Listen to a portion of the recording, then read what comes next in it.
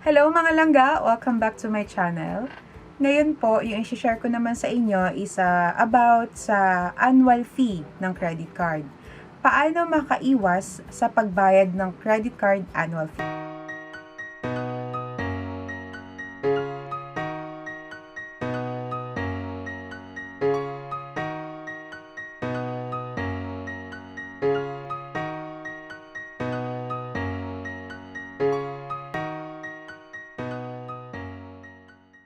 And yun mga langga, paano nga ba makakaiwas sa pagbayad ng annual fee ng credit card mo?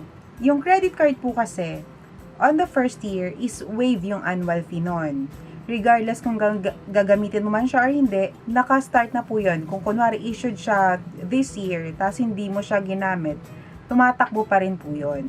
So, for example, ginamit mo siya ng dumating siya sa'yo ng 2020, ginamit mo ng 2021. So, expected mo, waive yung first year ng annual fee from the year na kung kailan mo siya ginamit. Hindi po ganun yon. Nagra-run na po siya from the time or the year na kung kailan in-issue sa'yo.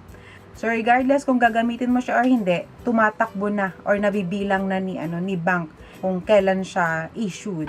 Actually, yung sa annual fee po, every year talaga, kumakarga na yun sa card mo. Kung kunwari, anniversary date mo is, or anniversary month mo is January. So, every January po, ibibil ka ng annual fee. Once na na-charge ka na, for example, na-charge ka na ng annual fee, ang gagawin lang po natin, tawag po tayo kay customer service. Hindi po pwedeng hindi pa na-bill sa card mo, tatawag ka na. Hindi po ganun yon. Kasi ang gusto ni bank, nag-reflect na siya sa card mo or sa bill mo. So, by the time na nag-reflect siya sa bill mo, tawag ka po kay customer service. Hindi ka po pwedeng pupunta lang ng branch kasi hindi ka po entertain nun. Kasi ang tanging may access lang sa credit card is si customer service. So, gustuhin man natin sa hindi, si customer service lang po ang pwedeng tumulong sa atin regarding sa pag-reverse ng annual fee. So, yun. Pag tumawag ka po kay customer service, sabihin nyo lang po na gusto nyo sanang magpa-reverse ng annual fee na kung pwede para hindi nabayaran, ganyan. So, si bank naman po, hindi siya automatically na i-yes ka. Sasabihin lang nila, for checking siya.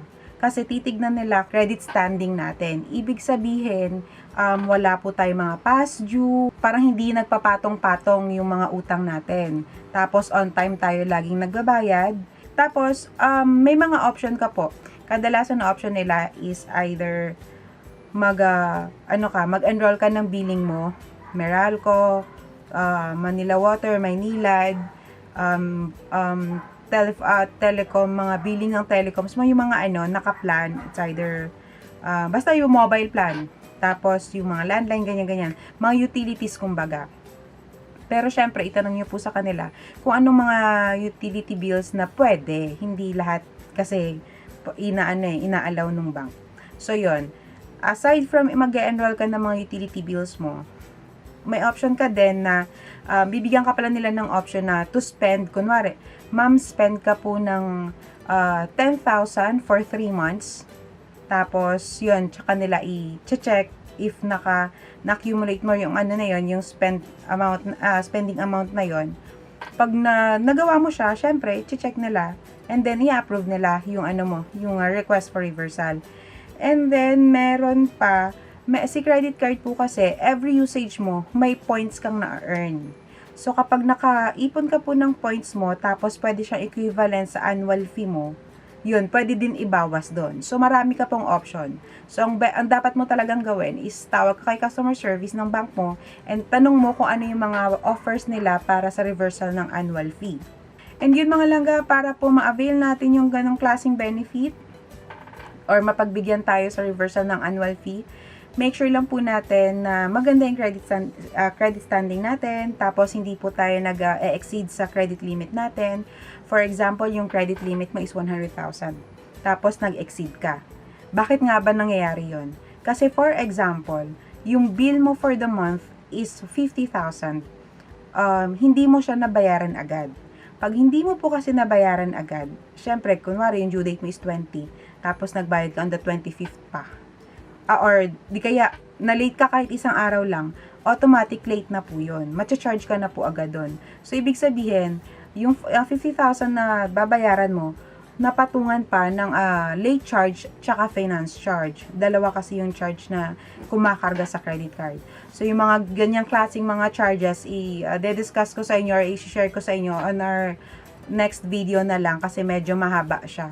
So, yun. And, yun. Sana po may natutunan kayo sa video na to. And, kung meron man, and if you have any questions po, please don't hesitate to leave it down sa ating comment box or sa comment section. Tapos, yun.